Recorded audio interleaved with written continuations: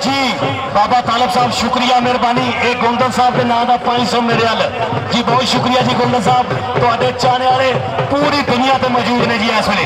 लियो जी गुलाम अब्बास कामा पिंड का चिपाड़ा पाकिस्तान आर्मी ना तलक पाक फौज के जुस्सियों में वेखो अल्लाह पाक ने किना को नूर पाया अपने देश लिए शहीद होंगे इमानी जज्बा मेरे हजूर पाया जेड़ा टिल प्लेयर चाहिए वो टिल खुदा जरूर पाया इंज पाते मुहालफ हाथ साकी जिमें किसी लोहार चमूर पाया। कामा जी पीछा पर तो please come back don't touch me I hate you.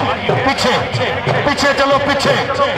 ओ यकीन करो इतना चंगा मैच वेख के मेरी तो कांपे डाल रही है। इत्थे रख ध्यान ना जरा हो जाए जी बिस्मिल्लाह। लो जी बड़े खूबसूरत अंदाज के नाल इस वे फिर साडे सिरां दे ताज इज्जत माब जनाब आले नबी औलादे अली पीर सैयद अबैदुल्ला शाह साहब रही साहब राणेबाद सईदा सदात कबड्डी क्लब के चेयरमैन शुक्रिया मेहरबानी।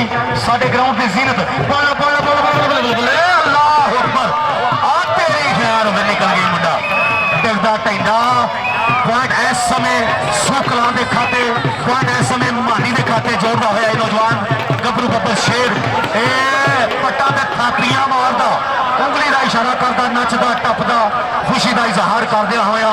सो बहुत मोहब्बत प्रीता का शुक्रिया। इधर आओ जी गोंदल साहब को अपना इनाम वसूल करो। साडे इंतहाई वाजिबुल इहतराम VIP पर्सनैलिटी के मालक